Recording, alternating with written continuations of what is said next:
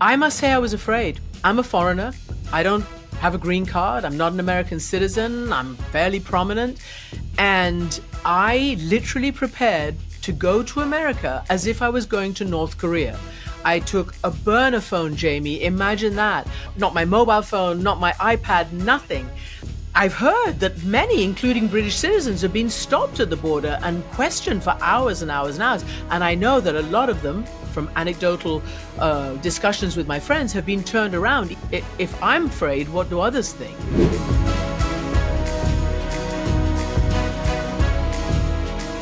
Hey, Jamie, I'm in Paris this week. Where are you?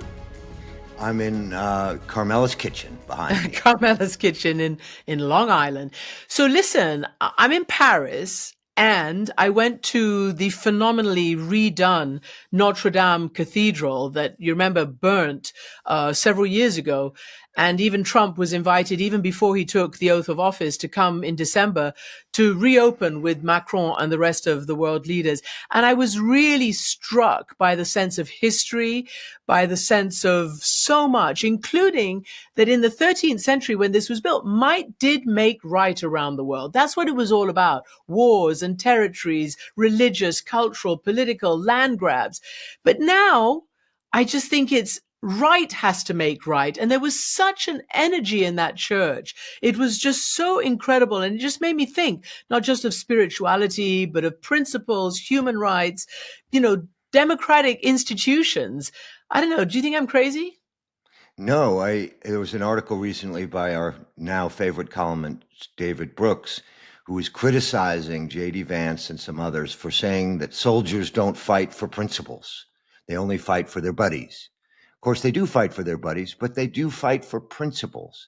Like right makes right, not might makes right. And unfortunately, you're right. Trump would like a world where might makes right. And so would China's president, Xi Jinping, and Vladimir Putin. That's the problem of course, in our world today. David Brooks is the more conservative, if you want to color him politically, but he is. He's the conservative columnist, one of them, for the New York Times. And I also was, really interested in that because being a Catholic, I know you're Jewish, I'm Catholic, but there's just so much of this at stake right now. So we're actually going to talk about the crackdown on American universities, what it means for America and indeed for the rest of the world. And that's also linked a little bit to the Middle East. So last week, I went to Harvard. I had been asked several months ago to give the graduation speech for the Kennedy School of Government. And of course, I was really thrilled and honored. But it was before Donald Trump and the administration had gone all out against Harvard. And I felt like I was going into the belly of the beast, Trump's preeminent, most prominent target in the current culture wars. So we want to discuss on this episode, why is the president so against Harvard? What is it actually about? Will it undermine America? Will it undermine I don't know what, not just education, but also America's scientific and health research, because those are the funds that are being cut. And then, of course, there is a link, isn't there, to the Middle East, because a lot of this is apparently about trying to combat antisemitism. So we'll be talking about the Middle East. A lot's happened since we discussed it in our first episode. We'll be asking about what appears to be a subtle shift in opinion and willingness to speak up by even Israel's allies abroad and even by Israeli officials inside Israel, given the horrors that are happening in Gaza right now. So we're going to be talking all about that on this episode. So welcome. Christiane Amanpour presents The X-Files with Jamie Rubin. I am a longtime correspondent and anchor for CNN. And I am a two-time senior diplomat at the State Department under Presidents Biden and President Clinton. I know we've both got to get our lines in, as awkward as it sounds, but we need to tell people why we're doing this. So we happen to have been married. We're now divorced, hence the X-Files. But we thought if we could talk, and I said at the beginning, desperate times calls for desperate measures. If we could talk about some of these incredible, tricky, polarizing issues, then hopefully others can, because what's happened is that there is no room for rational discussion and an attempt to reach solutions. So The first part of our conversation this week is actually going to be about Harvard. Why? Because it's ground zero in President Trump's essential waging his culture wars. And here's the latest from Trump on their attempt to ban all foreign students, and especially from Harvard. They have foreign students. About 31% of their students are foreign-based, almost 31%. We want to know where those students come. Are they troublemakers? What countries do they come? And we're not going to, if somebody is coming from a certain country and they're 100% fine, which I hope most of them are, but many of them won't be, you're going to see some very radical people. They're taking people from areas of the world that are very radicalized, and we don't want them making trouble in our country. So I saw yesterday that in the middle of the UK, there was a nice young man. He wants to go back to school at Harvard, and he looked good to me, but I want to check his past. But we want to be able to see why, these countries aren't helping us. They're not investing in Harvard and all of we are. So why would 31%, why would a number so big? I think, number one, I think they should have a cap of maybe around 15%, not 31%. We have people who want to go to Harvard and other schools. They can't get in because we have foreign students there. But I want to make sure that the foreign students are people that can love our country. We don't want to see shopping centers exploding. We don't want to see the kind of riots that you had. And I'll tell you what, many of those students didn't go anywhere. Many of those students were troublemakers caused by the radical left. I don't know, Jamie, what do you make of that? Well, I think it's the guts of the culture war, as you said. At one level, there is a legitimate concern about Chinese scooping up American information. The FBI has been on this case for a long, long time. China has been stealing information through academic exchanges for decades. And that fact that China is our rival makes it important to scrutinize Chinese students. But what Trump is admitting there is that there's a deeper reason. It's a war on the elites, arguing that American students aren't getting places at Harvard because elites are taking up all the places for the American students, and the additional spots are going to elites from China or Russia or any other part of the world. And so it's a war of every man in Trump's mind against the elites. And that's why it's a culture war. And, you say China, but it's every nationality from everywhere. And I have to tell you, when I went to Harvard to give this speech, and it was just a few days ago, last week, I must say I was afraid. I'm a foreigner. I don't have a green card. I'm not an American citizen. I'm fairly prominent. And I literally prepared to go to America as if I was going to North Korea. I took a burner phone, Jamie. Imagine that. I didn't take a single, not my mobile phone, not my iPad, nothing. And I had nothing on the burner phone except a few numbers, and I could text with my assistant. I had your number. I had our son's number. I had our lawyer's number, the CNN lawyer. And I was really afraid. I'd even talked to the CNN security person because of this.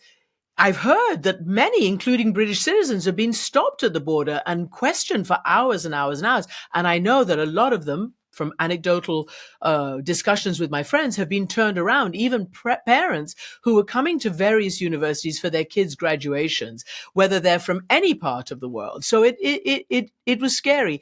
Luckily, Jamie, I was welcomed. I mean, the immigration officer at Boston, where I came in, could not have been nicer. Obviously, none of this was discussed. Thanked me for what I do, bringing the stories of the world to America and to viewers and listeners, etc. So, huge sigh of relief I breathed. But wow, I mean, can you imagine if I'm afraid? What do others think? Yeah, look, this has been going on a long time. You may remember that one time we were coming into the States together, and the immigration officer, you were pregnant with Darius, suddenly started scrutinizing you and saying, why are you coming here pregnant? Are you trying to have your child in the United States so he becomes a citizen? And I was an American government official, or recently resigned government official. No, you were still a government official. I was outraged, and eventually we got to a higher level authority, and that person was embarrassed at the behavior of that officer. And so it shows you that was 30 years ago. Now, with Donald Trump's basically weaponization of the Immigration and Naturalization Service to scrutinize people, to imagine that every single non-American is a threat to the United States, is a war on what our country has been since its founding. We are a nation of immigrants. We grew out of immigration. We are supposed to believe in that. We're also supposed to be a nation that wants the smartest, brightest minds in the world to come to our country, because most of them stay in our country after they get degrees and make us stronger. So I find it appalling, but I'd love to hear what your experience was at Harvard, where it is ground zero. And thank God for Harvard has the endowment and the smarts and the willingness to stand up to this real oppression on the part of the administration. Well, listen, not only, as you say, foreign students are being discouraged, and even foreign scientists is looking to go elsewhere rather than take up positions in research labs, in the US, if you look at all sorts of stories coming out of India and the rest. But also, I mean, I've been talking to Harvard researchers, because this isn't just about education. This is about America's leading role in health and research, scientific research and results. And a doctor, Harvard doctor, told me that this is really setting people back. It's really harming patients, and it's causing them to want to look elsewhere potentially. And here in France, where I am, in the UK, elsewhere in Europe, they're rolling out the red carpet for America's best and the brightest. So, Jamie, again about the students, when I was there, one of the administrators at Harvard said to me that literally that on the eve of the speech that I was giving, they had been, they couldn't believe it. They had been told about a consular email that had gone out from Secretary of State Rubio to all the American embassies and consular services around the world, telling them that any student applying for a student visa in the United States to any university had to be scrutinized on every level, including their social media feeds. I mean, first of all, is there the staff to do that? And secondly, Jamie, I mean, what does that mean? Where's the bar? Who judges? Well, here's the bar.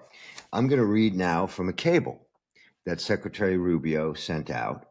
I find this stunning. I worked in the State Department for many, many, many years. I worked at the Foreign Relations Committee overseeing the State Department as an oversight committee. I've never seen anything like this. This is a cable from Secretary Rubio to every post in the world, addressed directly to anyone coming to the United States to address acute concerns of violence and anti-Semitism at Harvard University. This cable instructs posts to immediately begin additional vetting of any visa applicant seeking to travel to Harvard University for any purpose. So this is a direct hold on. attack So you're on Harvard. You're telling me that basically what you're reading is they're focusing in now from that general ban or surveillance to really focusing on Harvard again. Exactly. And I just find it stunning. Normally, when you make a policy and you adjust your policy, you apply it evenly across all universities. You say university students need to be examined X, Y, and Z. But here, this is directed only at Harvard from the Secretary of State. And this is mind-boggling, what I'm about to read to you. So when they examine these applicants, they look for the normal things. What are they doing? What are their letters? Do they have a real job? Are they going to school? Whatever. Consular officers should consider whether the lack of any online presence or having social media accounts restricted to private or with limited visibility may be reflective of evasiveness and call into question the applicant's credibility. Think what that means. Someone who doesn't post on social media, someone who has a private life, who wants to come to the United States to study for a perfectly legitimate purpose, or visit their brother who's studying at Harvard, and they don't have a big social media presence. This cable is telling the visa officer to give extra special scrutiny to that person for the lack of a social media presence. And you know what it reminds me of? When I was in the government, I was appalled that in the Xinjiang region of China, where the Uyghurs are, they have such an... That's the Muslim minority, right? all-purpose surveillance of these people, and they created something called the social credit score. So they used the person's phone to examine every move they made, whether they made jaywalking, whether they listened to this music or studied communist propaganda or didn't, and they gave them a score. And if they didn't score high enough, they couldn't get social services. Their mother couldn't get an extra kidney if her kidney failed. That's China, okay? And the thing that struck me about this cable is in Xinjiang, if you turn your phone off, the Chinese surveillance system perks up and says, oh my God, this person isn't online. The police come to their door, knock on the door, and say, why is your phone off? If anything was an image to me of 1984, George Orwell's 1984, it was that. When you turn your phone off, the police knock at your door.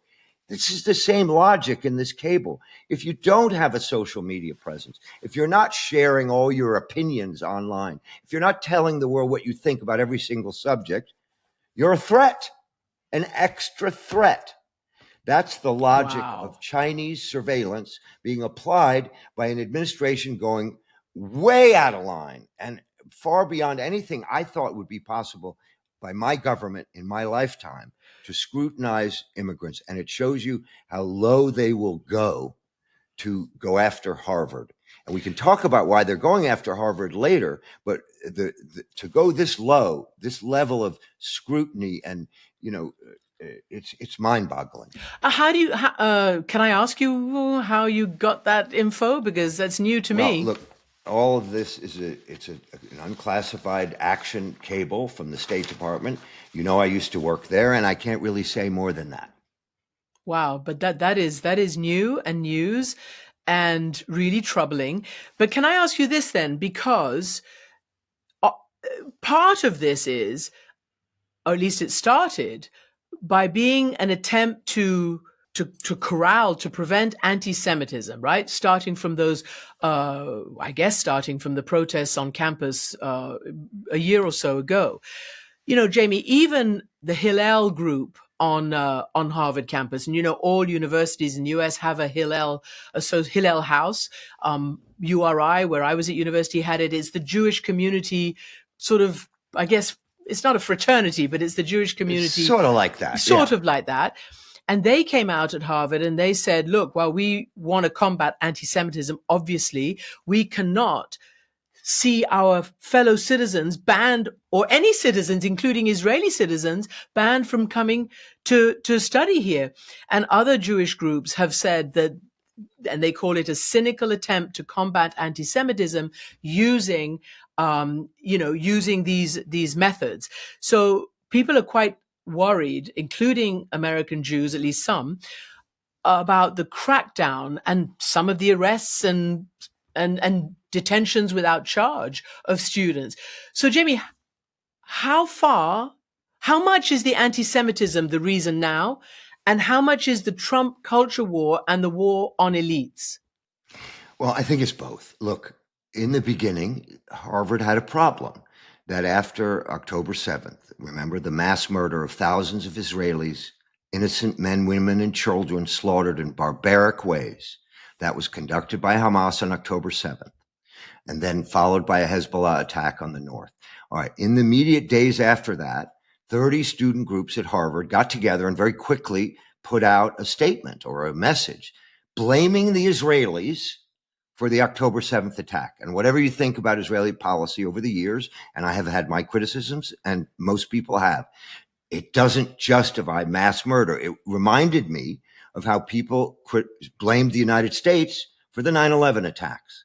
That's not the way to think about it. So these Harvard student groups were the first out of the box, and the university didn't have any statements or any, and it became perceived that they represented Harvard, even though they didn't.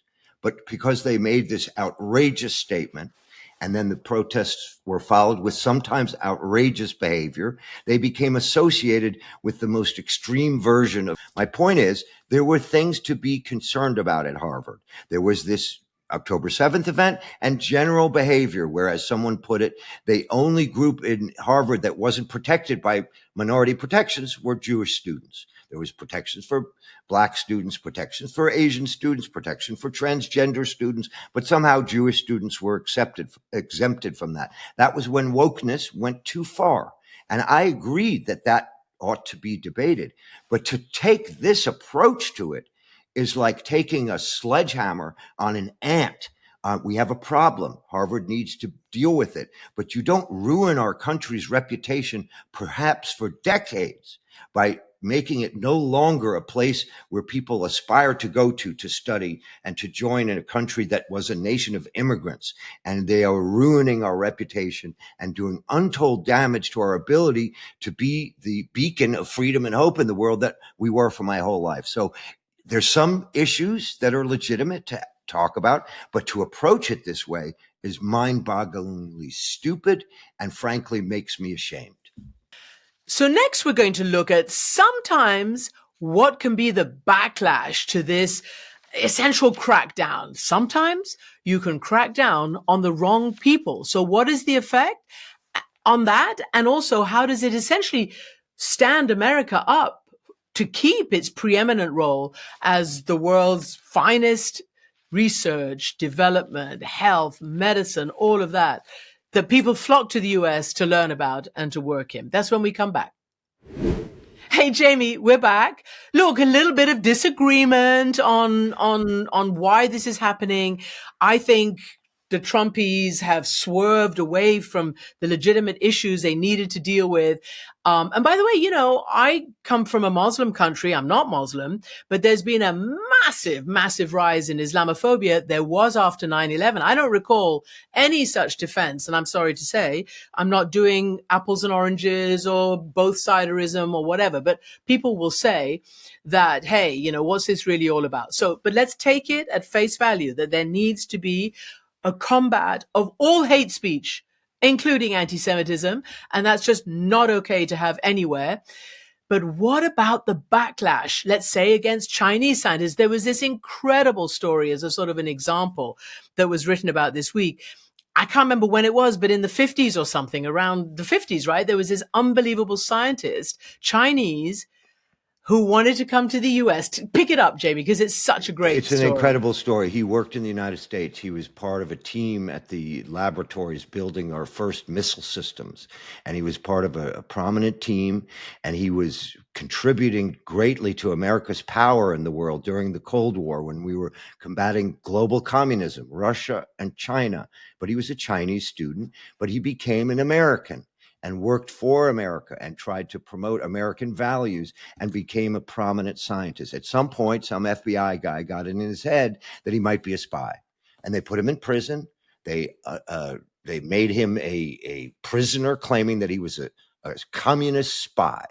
So what happened? The Chinese wanted this guy back. He was a brilliant man, and the Chinese traded him for a series of people in China that were being held Americans. They got their scientists back. And what did he do? He allowed China to leapfrog into the modern era and develop a missile system that could attack the United States with nuclear weapons. Wow. So here we have a classic case where an American, Chinese American, is making America great, as Donald Trump likes to say. And what happens? The FBI overdoes it. They go too far. They think he's guilty of crimes that he didn't commit, and they turn him against the United States. And then he joins the elite in communist China. And Deng Xiaoping and Mao were thrilled that this guy was now going to help China become a threat to the United States. Concrete evidence that he allowed them to build their missile system decades earlier than they might have otherwise. So this was what, in the 50s, right? Correct. And I might have been the 60s. I can't remember the exact date, but the height of the Red Scare during the McCarthy era, when people were fearing there's a red under your bed, and they went too far. And this is what happens when you weaponize a bureaucracy without careful oversight to make sure that there are special cases for special people who might bring enormous value to us and might give enormous value to the Chinese or the Russians. There are students now who will not come to the United States, will choose to stay in China, and one of them may invent some great weapon some great AI tool to organize, computer-based attacks on the United States because we're going too far. We're deterring the smartest, most brilliant people in the world from seeing the United States as a magnet, as a place they want to go. Now they're afraid of it. And I was stunned. I read this week one of these students applicants was interviewed, and he said, I want to go to a place, this is one who was in America, where there are more freedoms, like Canada or Western Europe. I always thought America was the place that had the ultimate personal freedom. But Donald Trump and his administration are cracking down on the freedoms that we've come to know, come to respect, and that serve us well and have proven to serve us well. That's the tragedy of a potential backlash when you abuse the system like this. Jamie, you're obviously obsessed by China. I mean, you talk a lot about China, Chinese students. There's students from all over the world, but you are pretty obsessed by China. I don't know. Well, let me tell you why. I worked in the government for the last few years, and I read the most horrifying intelligence reports about what China does to its own people and the threat they pose to the United States. And people who are worried about the Communist Party of China have a lot to worry about and are right. The question is how you apply that threat assessment to what you do, and whether you overdo it, whether you use a sledgehammer to defeat an ant, or whether you violate American values in the pursuit of American power. Just a quickie. Your administration, the Clinton administration, back in the 90s, before I even knew you, there was this Chinese scientist called Wen. Just barely. Did I? Okay. Yeah, I think it was the second Clinton term. Yep. It was the second Clinton term. There was a scientist called Wen Ho Lee, and he was gobbled up by the FBI, his whole reputation shattered and shredded. I don't know, accused of being, an industrial spy or some kind of spy or whatever, a national security threat. And then it turned out to be what? A false prosecution. And didn't you tell me that you once appeared on a graduation ceremony or an event with him? He and I and Richard Holbrooke, who was then the special envoy for the Balkans and ended up being a UN ambassador, now the late Richard Holbrooke, and at the time this phenomenal American woman, Pamela Harriman, who had been Churchill's daughter-in-law, was ambassador for the United States in France. And we all ended up on the stage at the American University in Paris getting honorary degrees. And I'm like, oh my gosh, I was listening to Wen Ho Lee's acceptance speech, and I'm thinking, what happened? This travesty of justice. And that was in an administration that didn't have an overwhelming, obsessive fear of foreign students, foreign immigrants. They weren't trying to remake America's role as a nation of immigrants to a nation of remigration. Secretary Rubio has created a bureau in the State Department called the Bureau of Remigration to get immigrants out of the United States. I've never heard of such a thing. Of course, we need good border controls. Of course, illegal immigrants need to be dealt with. But to consider to 180 degrees from a nation of immigrants, this Statue of Liberty, where my grandparents came through this country, to turn it into a place where we're so fearful, so obsessed, so wrong-headed that we turn our government into a weaponized form of getting people out of the country and thus ruin our reputation. Do they really call it remigration? Remigration, getting these people out of the United States. Oh, wow. Listen, just quickly before we move on to another issue, which is the Middle East, obviously. Oh, boy. Wow. So Hegseth, your defense secretary, has been in Asia, and he tried to tell allies that actually what America wanted was prosperity and teamwork. He didn't want to talk about tariffs. He wanted to talk about tanks. He took himself away from the whole, crazy tariff thing. And he wanted to talk about China's relative strength, which I know you agree and needs to be matched. But this is what President Macron said. Again, I'm in France. I'm quoting the French president. He was also in Asia because there was this Shangri-La debate that happens every year. And he basically said that he believed the Cold War between Beijing and Washington is the gravest threat to the world right now. He said, quote, "We want to cooperate, but we don't want to be instructed on a daily basis what is allowed, what is not allowed, and how our life will change because of a single government." He's talking about the United States, obviously, and doesn't want to be dictated to. So where are we now? We're, in June. 4 or 5 months into this administration, where are we into getting allies to help in the aspects that this government, this administration views to be dangerous and needing cooperation? Well, look, yes, I do agree with Pete Hegseth that Secretary Hegseth that the Chinese Communist Party is posing a threat to our country and to the world. They want a world where might makes right. They want to own the entire Asian, dominate all of Asia. And really own the entire East China and South China Sea, even though it's claimed by half a dozen countries. They are a danger. But what the administration has done, and Hegseth is trying to avoid it, is they are alienating our allies. They can't say they want to be allies on tanks and forget that when we go to war with them economically through these tariffs and through the whole attitude of the Trump administration, that affects the willingness of allies to work with us. On this on this podcast, I've said you can't be a leader if you turn around. This happens all the time. It's a landline, and I'm going to get rid of it. Sorry. Kill the landline, man. Who has landlines these days? Hegseth is trying to ignore the fact that when you alienate your allies through economic warfare, you can't expect them to be standing behind you when it comes to the threat from China. And I find it, ironic, if not really troubling, that President Macron, who was our biggest problem in trying to get Europeans and Asians working together, he didn't like it when we brought Asian countries into NATO. No, when you meetings. cut him out of AUKUS, when you just cut the French out. Well, that was his argument, but again, that was a decision of the Australian government. I'm not going to say we. By the way, that's just to explain what AUKUS is. But the point is, hang on, I know, but the French were kicked out of a submarine deal and etc. Anyway. Right, but the point is, Macron is.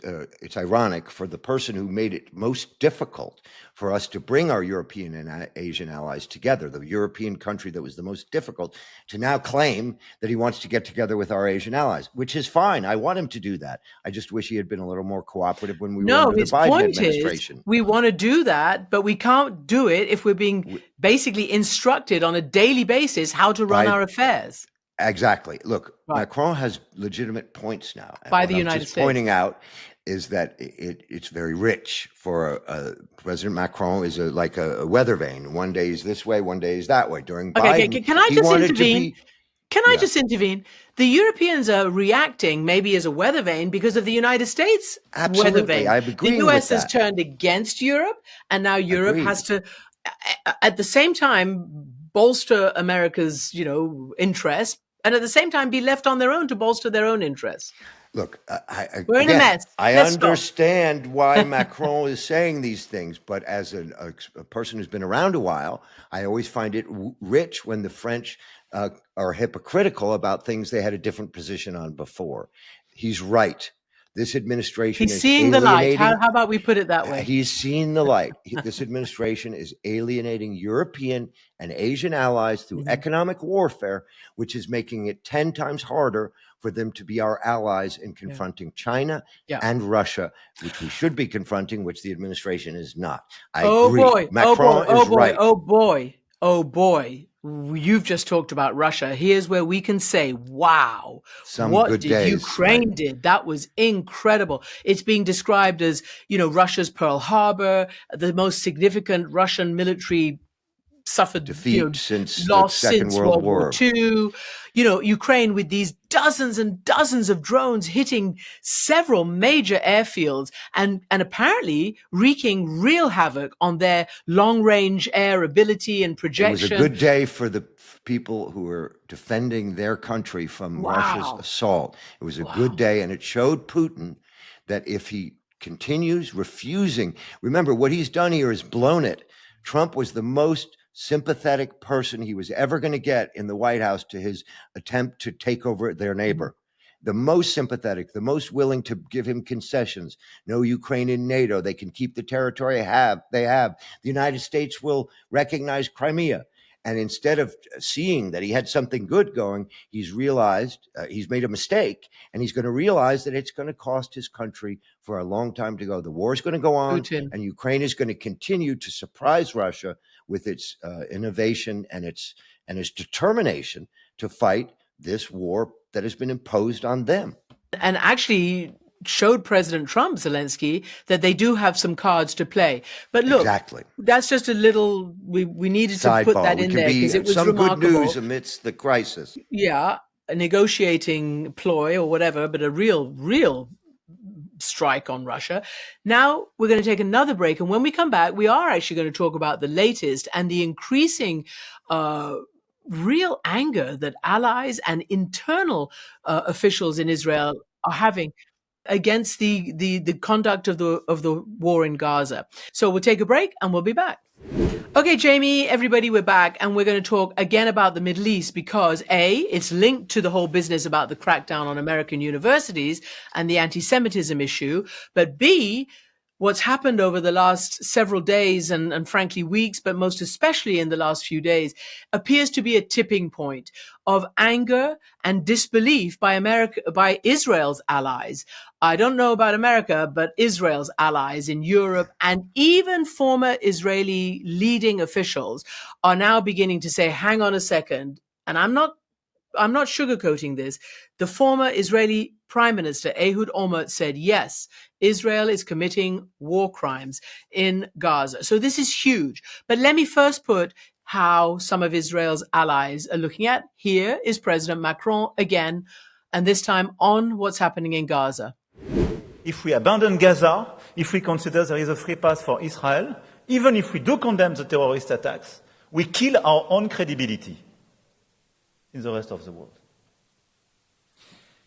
And this is why we do reject double standards, and this is why I think it's very important in our current environment to be consistent and to follow our principles, our rules, and to consider that what is at stake is clearly the global order, and what is at stake is our credibility to protect this global order. So, Jamie, he's basically saying double standards, we're killing our own credibility now, it's gone on so long. And this is the more conservative leader of Germany, the new Chancellor Merz. Frankly, I can no longer understand the goal of what the Israeli army is doing in Gaza. So, Jamie, talk to me about outside of Israel and how the US is conspicuously not saying anything like this. And then I'm going to quote some stuff from inside Israel, which is honestly, it's got my hair on fire. It's so unusual. Well, I think this was to be expected because President Trump and his administration are fully aligned with the government of Israel on the subject of Gaza. Remember, last week, everyone thought, ooh, they're breaking with the Israelis because he didn't go to Israel and he went to the Muslim countries of Saudi Arabia, Qatar, etc. And I thought, no, on Gaza, they're fully aligned. Arab-rich countries as opposed to Muslim countries. All right, Arab-rich countries. In any event, that was a business trip for Trump, and he hasn't changed his views. And so European allies, France, Germany, the UK is considering sanctions on Ben-Gvir and Smotrich, the right-wing ministers in Israel's government. And there's a reason for that, because Israel's war no longer is achieving any purpose but causing untold and unjustified and illegal suffering for the people of Palestinian Gaza. And it's an outrage, and countries have had enough, and Israelis have had enough, as you're about to share with us. But it's understandable that Israel is losing friends and allies around the world because its war no longer has a purpose. They're not going to be able to kill every member of Hamas, and they're not getting the hostages out, and they are using food as a weapon. And so this is reaching, as you say, a tipping point.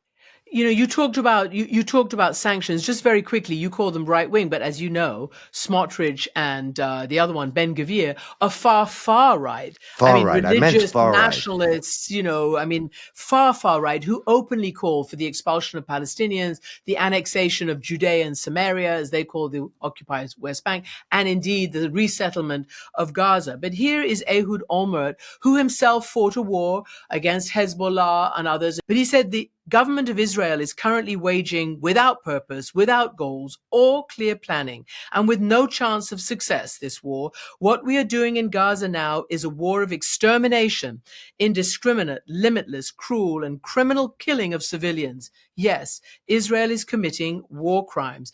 Honestly, I never thought I'd hear an Israeli say that, much less a leader, much less somebody who trends right. I never thought that I'd hear that. Something is changing. I agree. I think he's going to want to take back one phrase. War of extermination is going to come back to haunt him, because that is a phrase that justifies an accusation of genocide, which I think goes too far. Nevertheless, he's absolutely right. The war is no longer serving Israel's purposes of killing off Hamas's leadership. They've killed off as many as they're going to kill off. They keep creating new members of Hamas by these bombings. They are using food as a weapon. They are using illegally military operations, violating humanitarian law, as Ehud Olmert points out.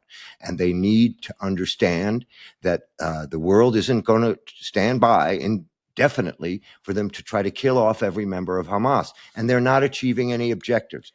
Hostages are not coming home. The Hamas rejected the recent peace proposal because Israel wants to continue the war indefinitely. So we're at Nowheresville, which allows me to point out that in the end, this war will not end until a way is found to achieve two purposes. One, to get the hostages home. Two, three purposes: to get all Israeli forces out of Gaza, and three, to prevent Hamas from retaking control of Gaza. The only way to do that is what we tried to pursue in the Biden administration, is to put in an international force between the Israelis and the Palestinians, allow food to be surged, hostages to go home, and Israel's legitimate security needs, i.e. not having Hamas again leading a Gaza war against them, to be met. But right now, they're not doing any of those things. No hostages home, no Israeli forces out of Gaza. They're there indefinitely. And this war is causing incredible turmoil inside Israel. And I think the peace movement is, let alone, I wouldn't call it quite a peace movement, the anti-Gaza war movement is going to build, with people like Ehud Olmert saying what you said.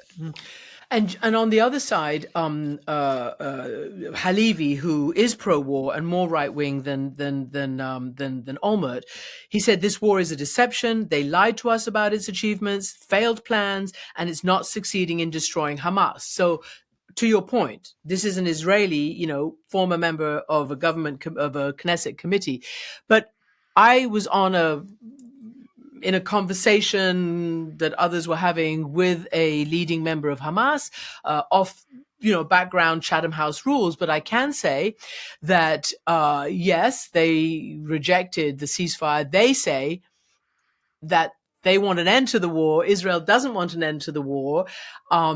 And they say, and I'm just going to quote this: the problem is each time we, with the negotiators and mediators and the Americans, we agree on a proposal, but then the Israelis reject it, and the Americans then consider the Israeli proposals as the only deal on the table. So how do you pass that? Well, this is a Hamas effort to try to avoid blame for the failed ceasefire proposal of the Trump administration. Witkoff put a proposal to them. They rejected it. It had already been pre-vetted with the Israelis. And their argument, which has a certain justification, is they don't want to go to endless mini ceasefires. They want to end the war. Hamas says that. If they want to end the war, they should be willing to save their own people and leave, like Arafat left Lebanon. They just need to leave. If they won't do that, and that's the only possibility under Trump and Netanyahu, we're going to be in an endless conflict unless Donald Trump changes his position and adopts a view closer to what President Biden and Tony Blinken had, which was a proposal that is plausible, that would achieve everyone's objectives, the one I mentioned a few minutes ago. In the absence of that, Hamas and Israel will blame each other for no ceasefire. Mm-hmm. The war will go on. War crimes will be committed. The Palestinians will suffer. Hostages will not come home. I got a couple of questions to ask you. War crimes will be committed. Essentially, the international community believes that and it's adjudicated, that you can't use starvation as a policy. And under the Biden ceasefire, which was signed on January 19th, and a whole load of hostages came out, and there was a couple of months ceasefire, and aid was surged in. I'm told that it wasn't, the ceasefire wasn't, aid was not conditional on the ceasefire, but you can see that is now happening. And that's illegal under international law, right? Absolutely, absolutely. So Hamas is correctly pointing out that Israel appears to be using food as a weapon of persuasion. We won't allow food to come in sufficient quantities until you give us what we want, which is the hostages. Now, the Israelis will say that food is coming in, but it's clearly not even close to enough food and medicine. Food is going in, but there's clearly not enough. There's not enough aid. There's not enough medicine. There's not enough shelter. And Hamas is also stealing some of the food, medicine, and some of the shelter. Now, some aid goes through straight to the people who need it, but some gets diverted to Hamas and then resold. No, it's the not whole now, food Jamie. situation is a disaster. Yeah, of a but you know mix. what? Israel and the United States have organized these distribution centers, which A, are not enough, B, Chaos. are in one part, and C, dozens of people have been killed just trying to get there and actually have been shot. I mean, it's terrible. There's Israeli security outside. There's some, who knows what American private contractor inside. The boxes, according to UNICEF, are filled with not enough for anybody. And it's an absolute disaster. But, the other thing I wanted to ask you, there's a lot you just brought up. Like you said, like Arafat left Beirut. Well, Arafat was forced out of Beirut in 1982 after the Israelis invaded. But they're not able to get rid of Hamas. So where does this end? Exactly right. Look, Hamas will argue that that was different because Palestinians were in Lebanon, wasn't their home, the way Gaza is the home of Hamas. But again, the point here is that the Hamas leadership conducted October 7th, knowing full well that it was going to cause mass suffering for the people of Gaza. And they can end that suffering by leaving right away. That's a point that's worth making when Hamas blames everyone else for the problems. They can fix the problem by leaving. Okay, they're not going to do that. I don't expect them to do that, but they don't get to use phony talking points blaming Israel for everything. Okay. There's blame on both sides, and the only solution I see, if this war is going to stop, if Israel is going to have the security it needs from Hamas no longer being in power, if food and medicine and shelter is going to get to these people who desperately need it, and if war crimes stop being committed, is going to be a peace plan that achieves the objectives of both sides. Mm-hmm. Hamas can continue to be in Gaza, but they can't run the place anymore.